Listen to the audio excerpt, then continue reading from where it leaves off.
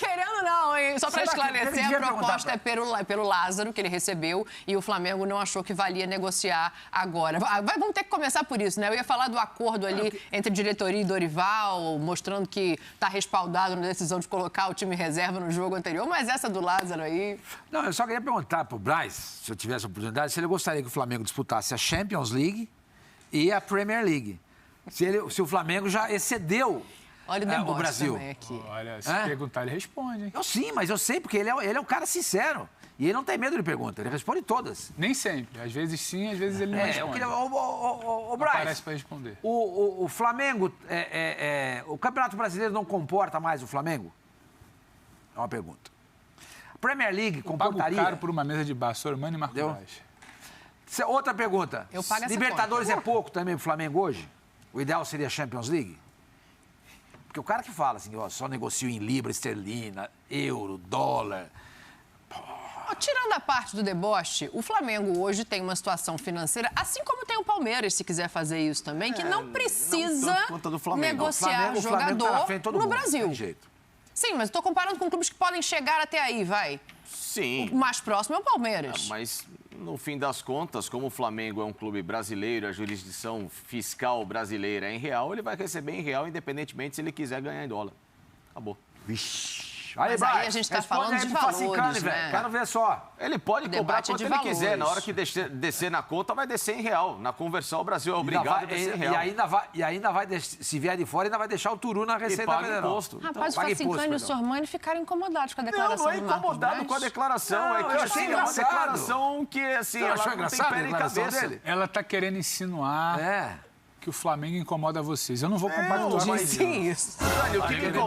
O que me incomoda não é isso. Às vezes o que me incomoda é que tem pessoas que passam vergonha alheia. Ele falou em vergonha na cara, mas a questão toda... Não, eu vou falar... Eu posso falar? Vocês repararam que ele ficou... Ele teve uma pegada meio Facincani, que ele fala meio querendo rir, ele segura o riso. Tipo Facincani, quando tenta segurar o riso, ele dá uma esboçada. Eu acho que ele tenta meio que dar uma provocada. Eu não acho que ele, sabe... Se foi só provocação...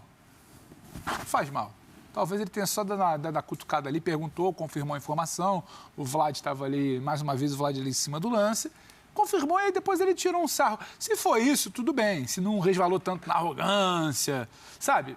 Eu acho que passa por isso. Sabe quando a gente dá aquela provocada e você tenta ficar sério e você escapa a risada aqui? Esse para mim é o problema. Agora. O mais preocupante para mim é quando se reclama...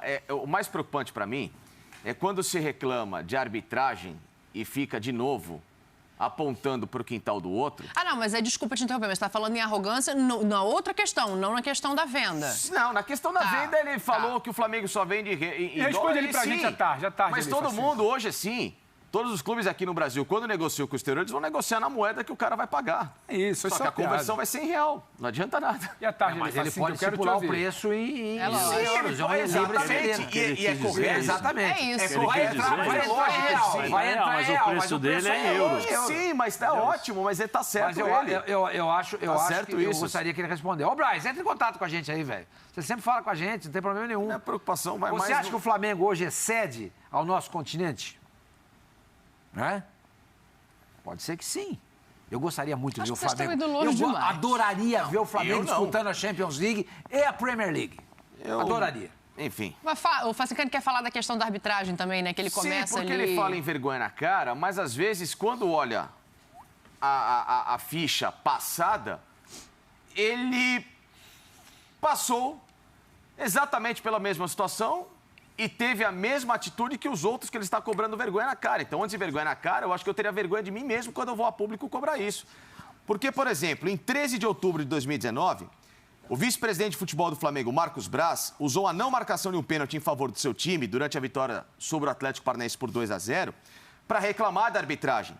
Abre aspas, a gente não aguenta mais ficar sem reclamar enquanto eles, outros dirigentes, ficam só miando e bebendo leite. Igual a um gato prejudicando o Flamengo. Agora nós vamos falar também. Não é em função do resultado, que foi ótimo para o Flamengo, mas o que aconteceu aqui na Arena da Baixada foi brincadeira. 24 de novembro de 2021. Rapaz, ele fez no último final de semana fiz porque é importante a gente argumentar, não adianta falar, tem que argumentar para mostrar para as pessoas como elas passam às vezes do limite. Se não passa batido e a narrativa dele emplaca. Flamengo e Internacional 2-1 lá no Beira-Rio em 24/11 de 2021. Possível pênalti em Everton Ribeiro, reclamação do Flamengo. Abre aspas para Marcos Braz. Tragédia é a melhor palavra que define o símbolo da arbitragem no Brasil. Infelizmente, não quer dizer que quem está à frente tem mérito. Não quero que seja desculpa. Mas alguns clubes foram prejudicados e o Flamengo foi um deles. Segue assim. Vergonha. A tecnologia, entenda-se o VAR, está sendo esculachada. 18 de outubro de 2021.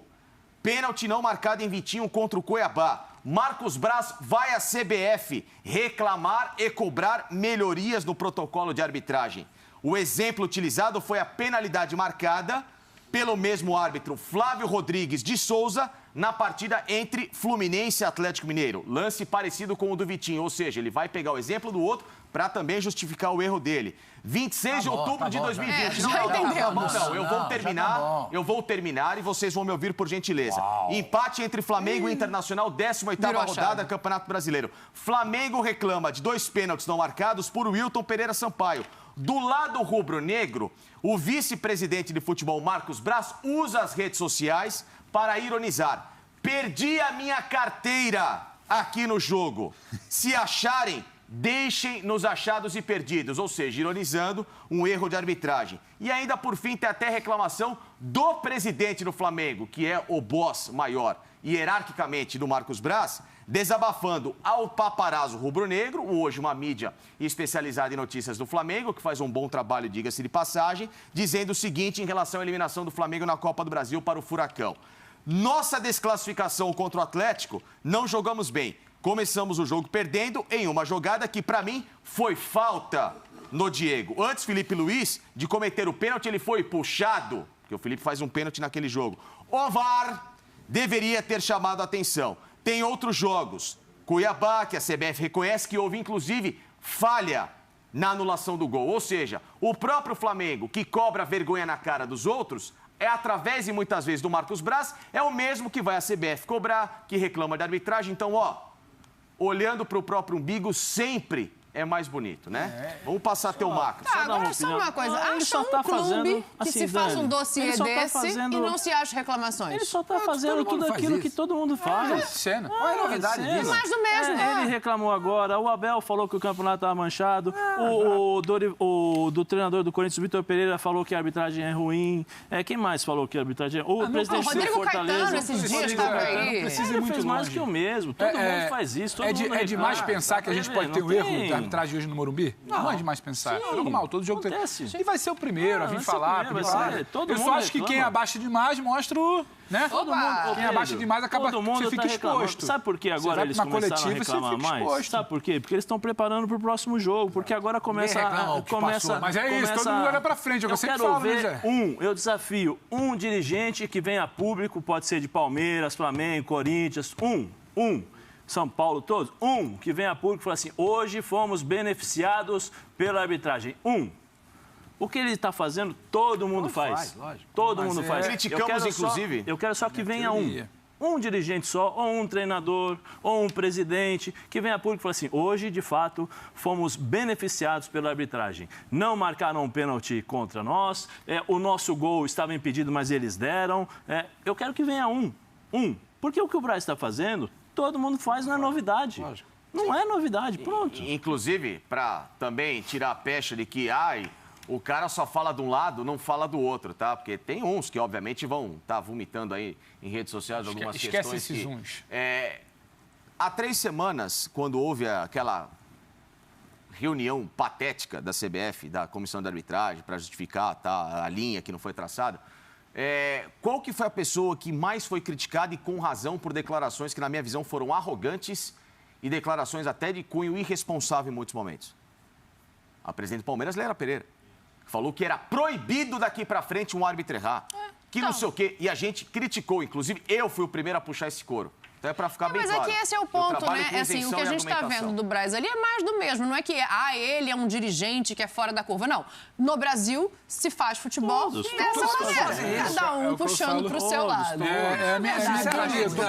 Dani. Que bobagem, entendeu? Sabe? Tudo bem, a gente mostra, expõe e tal. Todo mundo... Então vamos fazer um cara a cara. Tá falando a mesma coisa aqui. A gente vai estar fazendo de outro time. É que nem, por exemplo, briga de torcida. É tudo igual. É tudo igual. Todo dia nós vamos discutir briga de torcida aqui. Eu não vou. Eles querem se matar, que se matem. Mas eu acho... Não é assim. Não é... Dani, não é problema meu. Eu cumpro as minhas coisas, entendeu? Eu me comporto.